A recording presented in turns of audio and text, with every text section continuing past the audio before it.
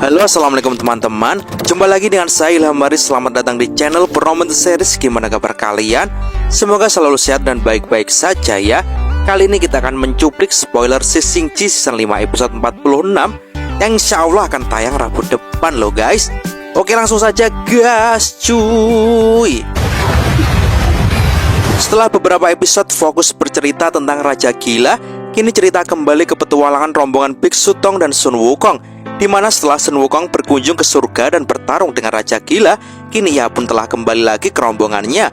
Rombongan Biksu Tong kini mulai meneruskan perjalanannya untuk misi mengembalikan kitab suci. Setelah keluar dari kerajaan Tengkorak, mereka kini sampai di sebuah gua yang sangat dalam. Biksu Tong tampaknya mengenali lubang ini. Dia menilai kalau rekannya yang dulu masih tinggal di gua ini. Rekan yang dimaksud Biksu Tong adalah Xuan Zhen, seorang pria yang banyak omong dan mengaku pembasmi siluman, tapi aslinya dia adalah seorang pecundang, di mana akhirnya ia menjalin hubungan dengan siluman ular Baise dan memutuskan untuk tetap tinggal di gua yang indah bernama Gua Gyeonggi. Rombongan Biksu Tong pun kini mulai berjalan turun. Jalan itu sangat curam dan ada bekas bangunan manusia sebagai petunjuk jalannya. Jalan yang sangat curam membuat mereka semua sangat berhati-hati.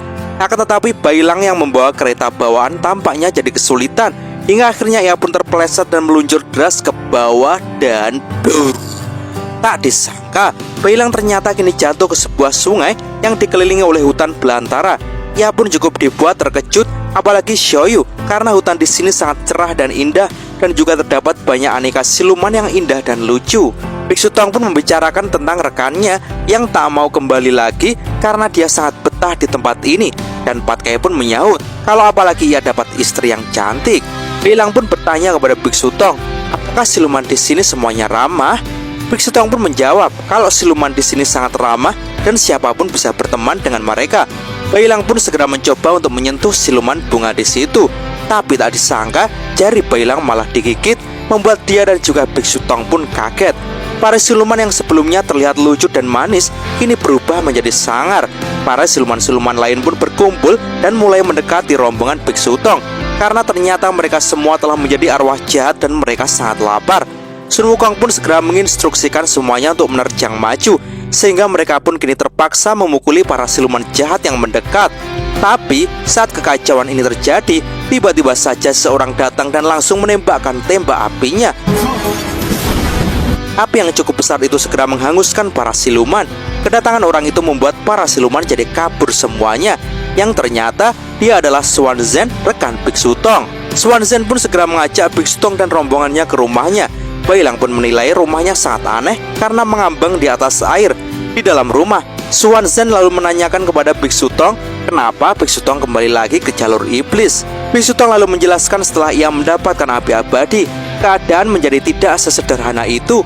Saat ini, dunia malah sedang terbalik. Dengan arwah jahat yang menguasai, Biksu Tong kembali ke jalur iblis untuk mengembalikan sang sutra dan untuk menebus kesalahannya. Mendengar hal itu, Xuan Zhen jadi terkejut dan dia segera mendekati Xiaoyu. Xuan Zhen pun jadi sangat emosi kepada Xiaoyu dan akan bertindak buruk kepada Xiaoyu. Tapi segera, Biksu Tong pun menenangkannya dan menyuruh Xuan Zhen untuk menjelaskannya pelan-pelan apa yang sebenarnya terjadi. Xuan Zhen pun segera minta maaf atas emosinya dan ia pun segera menjelaskan semuanya. Baise, putri ular yang merupakan istrinya, kini meninggalkannya.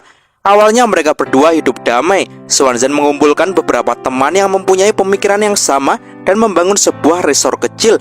Baise adalah wanita yang lembut dan cerdas, tapi suatu hari betapa kagetnya Xuan Zhen saat pulang ke rumah mendapati istrinya sedang memakan manusia. Dan tak hanya itu, semua siluman di gua ini berubah satu demi satu dan memakan semua teman Xuan Zhen, dan hanya menyisakan Xuan Zhen seorang diri.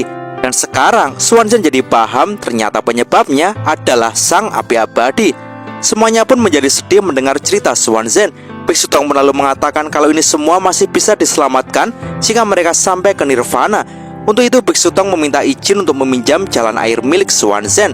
Tapi sayangnya saat ini jalan air itu sekarang tak bisa digunakan karena jalan itu dijaga oleh Baise, kecuali jika Biksu Tong mampu melewati dirinya.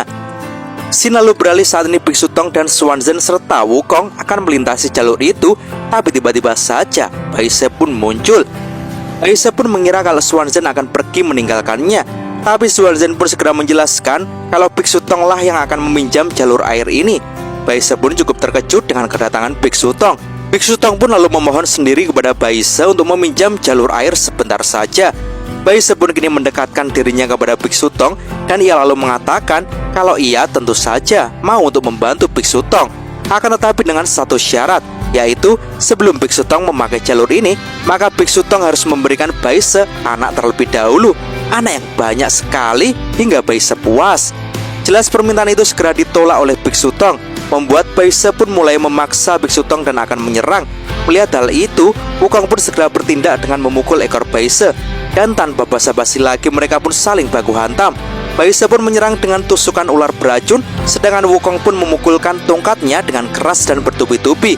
Melihat pertempuran itu, Swan Zhen menilai kalau kondisi ini sangat tidak bagus karena Baise sekarang jauh lebih kuat, sehingga ia mengajak Biksu Tong untuk menyerang bersama-sama. Tapi jelas hal itu ditolak oleh Biksu Tong karena Swan Zhen belum tahu saja kemampuan muridnya yaitu Sun Wukong itu. Sementara itu, Baise pun mulai menembakkan energi racunnya. Tapi untung saja hal itu segera dihindari oleh Wukong. Energi racun itu sangat kuat, bahkan bisa melumat batu. Dan saat Wukong sibuk menghindar, Baise pun dengan cepat menangkap Wukong dengan ekornya.